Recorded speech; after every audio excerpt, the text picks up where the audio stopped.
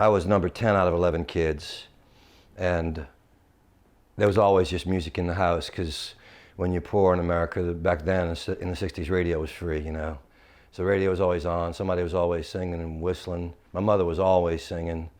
I had a couple of older brothers that played horn, but no, there was no formal training. My brother John, my youngest brother, got piano lessons, and I used to hide in the corner and check out his piano lessons. And I started learning a little bit like that. And then my brother Andrew could play guitar. He was 10 years older than me, and he started teaching me how to play. I was a terrible student. I always wanted to learn easy stuff. He always wanted to teach me hard stuff. We'd just always strike a deal. He said, if you let me show you something hard, I'll show you something easy.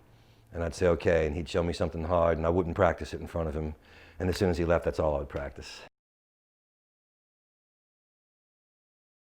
Guitar. This has been me since I was forever. I saw Paul McCartney play yesterday on the Ed Sullivan Show when I was 6 years old, and I wanted to be the guy with the acoustic guitar. And I had a toy guitar when I was 6, and then when I was 12, I got a real guitar.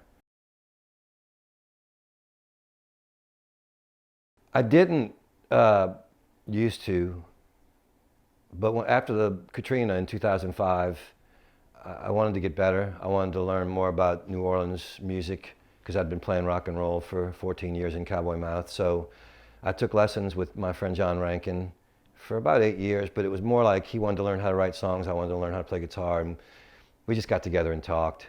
And occasionally he'd show me things and I'd show him things, but we always reminded each other, we were just reminding each other of the things we already knew. So he made me a better player. Knowing people like Alex McMurray, who's a wonderful songwriter and guitar player down there, that guy strives for excellence in his writing and his playing, and he sort of stays after me about my playing. So yeah, I got lessons, and I got better after the flood. No, I don't know that I do. I see sounds in words. When I see a song coming to me, I can see the words. That's how I remember.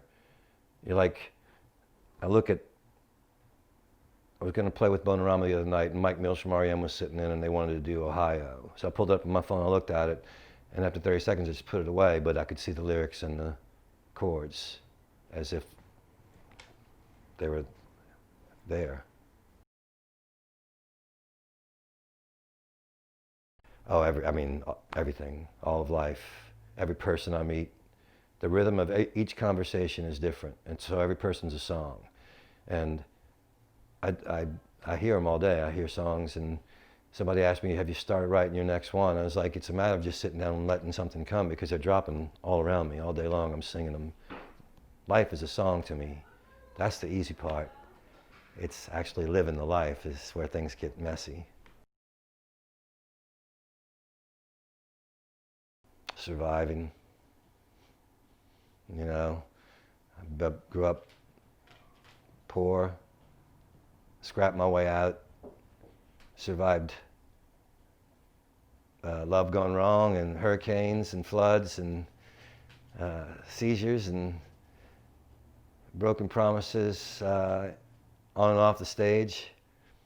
And my greatest accomplishment is I enjoy each day. The past is a puff of smoke, and tomorrow keeps hiding from me. But today was pretty cool. Had a nice drive, hung out with a friend, playing some guitar. Oliver. It was the first thing I ever did on stage. I played the Artful Dodger when I was a kid, and so it stayed with me.